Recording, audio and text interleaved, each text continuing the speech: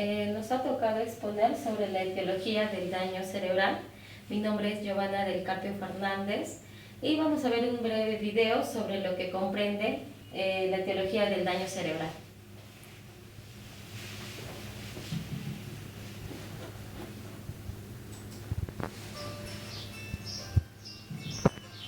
Cuando se produce una lesión en un cerebro sano, ya sea por un ictus o por un traumatismo craneoencefálico, se provoca un daño cerebral adquirido o DCA. Las consecuencias son variadas: entrar en coma, tener dificultades para controlar el movimiento de nuestro cuerpo, olvidar los detalles más importantes de nuestras vidas o ser incapaces de crear nuevos recuerdos. Puede cambiar nuestra forma de ser, nuestros gustos y pasiones, y tal vez olvidemos hablar, escribir, leer e incluso puede alterarse la percepción de lo que nos rodea. Todas estas dificultades impiden que hasta el 80% de las personas con daño cerebral vivan de forma independiente. Cada año se dan 104.000 nuevos casos de daño cerebral. En total, en nuestro país viven 420.000 personas con discapacidad por DCA. Hay pocos recursos de atención al DCA y en muchas ocasiones no se recibe la rehabilitación necesaria. Así, la familia queda sola, como única cuidadora, en una situación de estrés y confusión. La Federación Española de Daño Cerebral, FEDACE, ofrece información y apoyo a personas con DCA y a sus familias. En FEDACE trabajamos para que las personas con daño cerebral adquirido y sus familias estén plenamente integradas en la sociedad y disfruten de la máxima autonomía personal y calidad de vida posible. Para ello es necesario establecer una estrategia estatal de atención al DCA que contemple la coordinación entre los servicios sanitarios y sociales. Establecer un código diagnóstico daño cerebral adquirido al alta hospitalaria que sirva para poner en marcha un itinerario de atención específico para el DCA. Únete y colabora con FEDACE para construir nuevos proyectos para las personas con DCA. FEDACE, una vida salvada merece ser vivida con dignidad.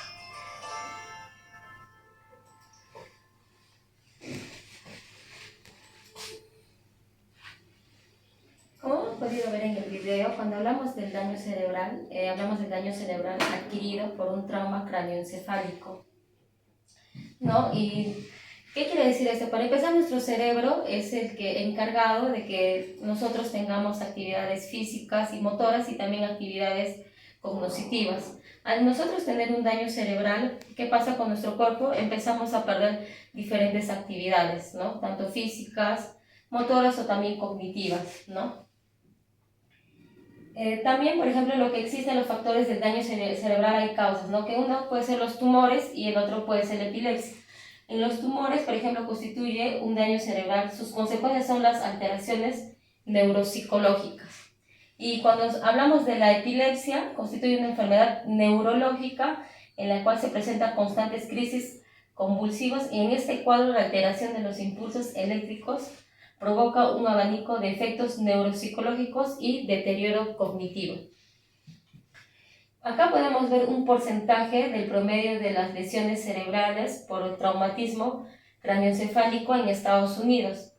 Por ejemplo, en caídas tenemos un 35.2%, en agresiones un 10%, en golpes un 16.5%, desconocidas u otras un 21%, y en accidentes de tránsito un 17.3%.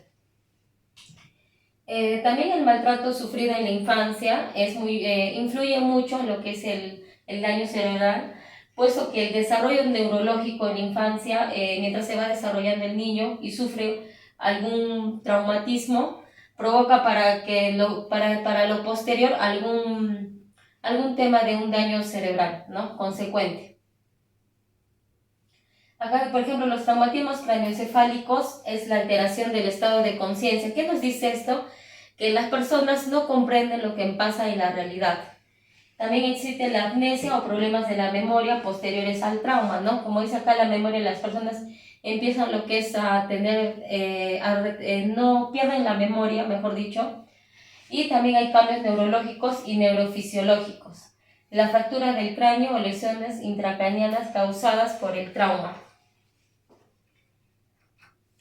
También nos vemos referidos, por ejemplo, en la siguiente diapositiva, en la escala de coma de Glasgow, que acá nos dice, ¿no?, los tipos de respuesta motora y su puntuación, en lo que es ocular, verbal y motora, ¿no? Por ejemplo, la aplicación neurológica permite medir el nivel de conciencia de una persona y utiliza los 3 parámetros de la respuesta verbal, la respuesta ocular y la respuesta motora.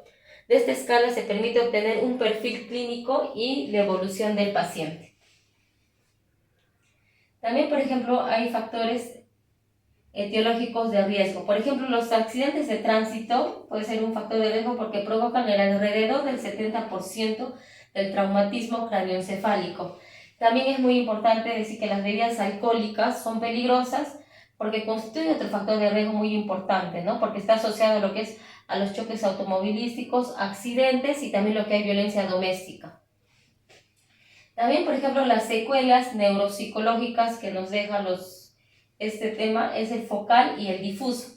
El focal produce confusiones, hematomas, aumento de presión intracraneana y alteraciones del parenquima encefálica. En el difuso no suelen ser fácilmente identificables a través de técnicas de neuroimagen, ya que el daño es microscópico y en estos casos la neurobiología comprende hinchazón cerebral, daño axonal difuso y daño isquémico global y edema difuso. También, por ejemplo, la atención y velocidad del pensamiento. ¿Qué quiere decir esto? Que se afecta la comunicación entre el sistema activador reticular ascendente y el lóbulo frontal, ¿no? La alteración de la velocidad del procesamiento está relacionada con el daño axonal difuso. También tenemos lo que es el aprendizaje y memoria. Acerca de la memoria semántica y episódica, es la queja más común y la dificultad para adquirir una nueva información. Y en cuanto a lenguaje y comunicación, las dificultades en la influencia verbal en ciertos elementos del lenguaje oral y escrito, se ha encontrado que se dificulta seguir una conversación grupal o hacer un buen uso del léxico expresivo en estas situaciones. Y por último, las afecciones suelen pasar desapercibidas en cuanto se realiza una tesis neuropsicológica o una evaluación.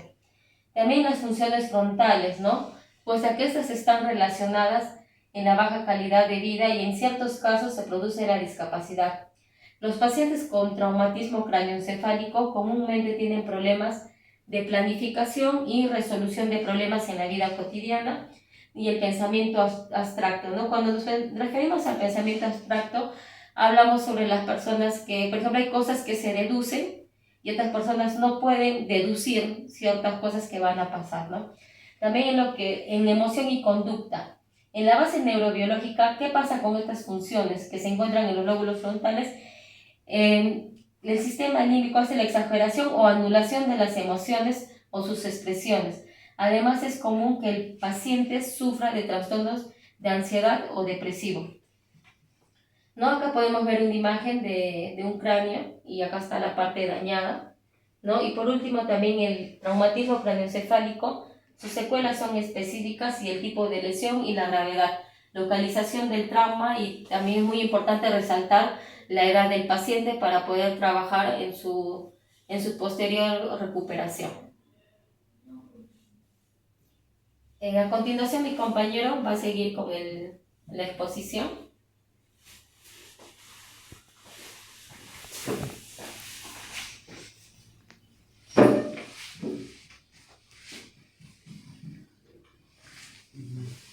Bueno, buenas tardes, profesor.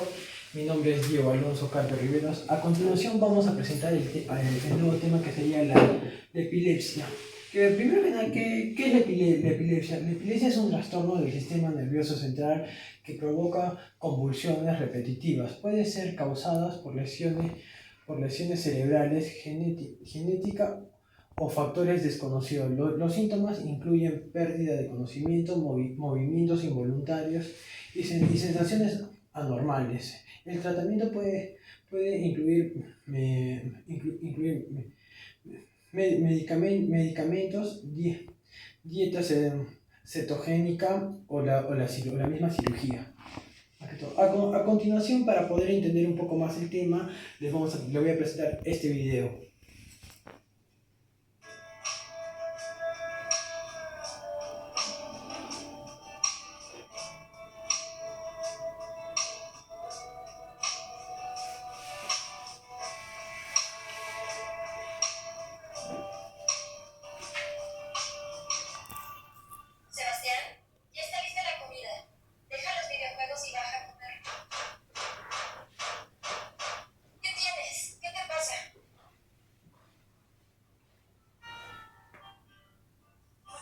Soy la doctora que atendió a Sebastián. El niño presentó una convulsión.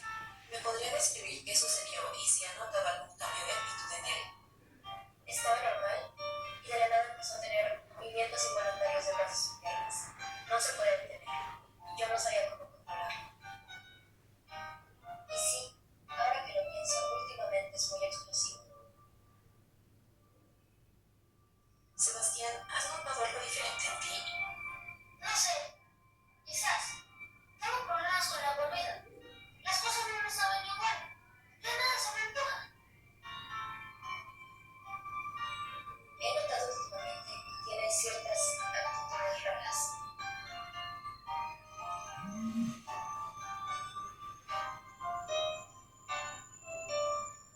Sebastián, ¿has notado si tu memoria ha cambiado? Sí, se me olvidan muchas cosas.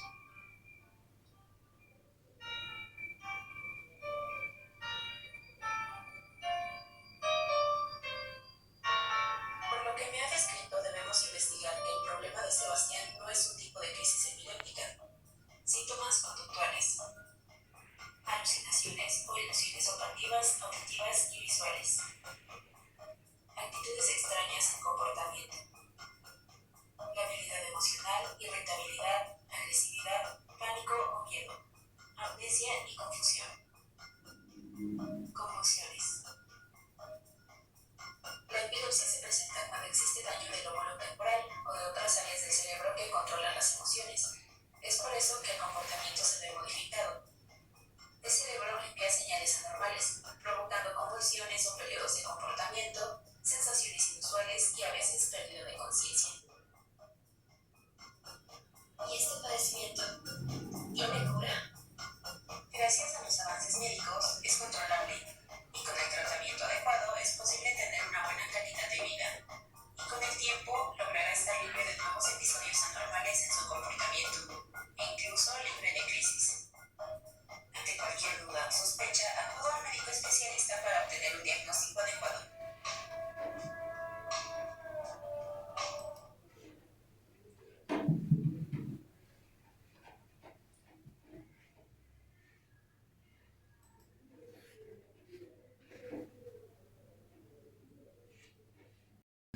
Ya, sí, sí, sí. Como podemos ver en el video más o menos qué es lo de la epilepsia, ahora vamos a conocerlo un poco más a profundidad, incluyendo las causas, por qué se pasa eso de la epilepsia o por qué algunas personas tienen la epilepsia. Las causas de la epilepsia pueden ser lesiones cerebrales, como por ejemplo puede ser un pequeño golpe en la cabeza, que para nosotros puede ser que no es importante, pero a un largo plazo sí puede causar este efecto de que la persona, entre comillas, convulsione. También puede ser factores genéticos, como por ejemplo que nuestros padres hayan tenido este tipo de enfermedad y no le hayan tomado la importancia necesaria hasta que incluso genéticamente con su hijo vuelve a tener esos factores. El trastorno del desarrollo cerebral es cuando ha tenido un mal desarrollo o no ha podido formarse de la manera adecuada. Las infecciones del sistema nervioso central, también como ya sabemos en esta parte, los factores del riesgo incluyen antecedentes familiares. Cuando decimos antecedentes familiares, puede decir incluso cuando un papá o un maestro no sabe llegar al alumno, o incluso más que todo los papás cuando reniegan o se frustran porque no te hacen entender, toman algunos comportamientos que no son los adecuados, como por ejemplo podría ser un golpe en la cabeza o hacerte asustar, y eso le causa le causa un daño al niño. Los trastornos, los traumatismos craneales y enfermedades cerebrales. Es importante buscar atención médica para un diagnóstico preciso. Si es que tenemos la duda que nuestro niño o nuestro menor o la persona tenga una epilepsia, para dar un mejor diagnóstico y para poder salvar la vida de la persona, es mejor acudir a una persona que tenga más experiencia y nos pueda ayudar a esto.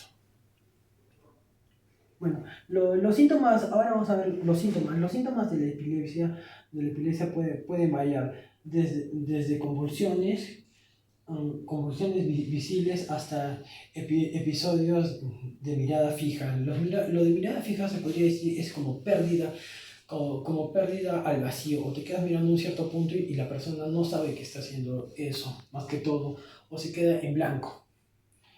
Sensaciones extrañas o pérdida de conciencia. Las manifestaciones pueden afectar el comportamiento, la conciencia, la sensación y el movimiento.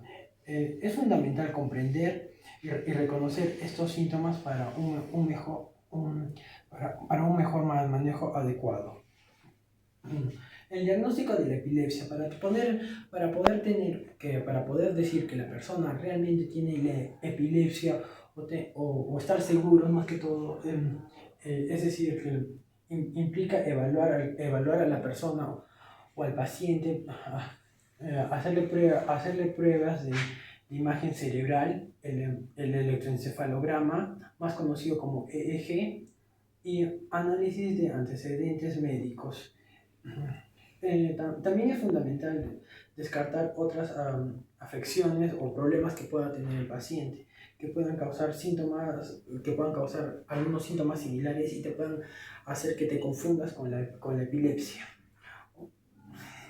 El tratamiento para la epilepsia puede incluir mediante antibióticos, antipilépticos, la dieta cetogénica, la estimulación del nervio vago o cirugía. El objetivo más que todo es controlar las convulsiones y minimizar los efectos secundarios de la persona, para que así pueda llevar a un mejor, para que pueda, al momento que le estemos, que pueda llevar, entre comillas, una vida normal, entre comillas. Muchas gracias, profesor, por su atención. Les agradecemos.